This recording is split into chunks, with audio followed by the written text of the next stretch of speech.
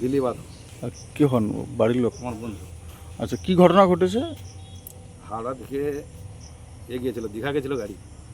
এটাই চিন্তামণির সামনে খারাপ হয়ে গেছে।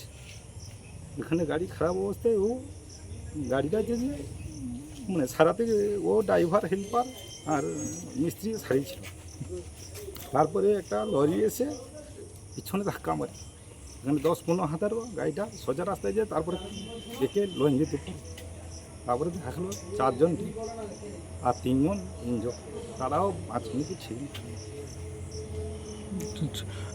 যারা মারা গেছে এরা কোথাকার বাসিন্দা? ওরা কন্ট্রাক্টার হচ্ছে যে টেথি বাড়িতে বাড়ি, আচ্ছা আচ্ছা।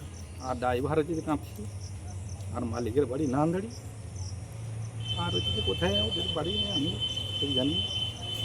রাস্তায় দাঁড়িয়ে কাজ বাস সারানো কি চাকা খারাপ হয়ে গেছিল? না, ও গাড়ির কি বেল্ট কেটে গেছিলো, সেই বেল্টটা করেছে। মানে তাহলে এরা সামনে ছিল, পেছনে ধাক্কা মেরেছে। হ্যাঁ হ্যাঁ।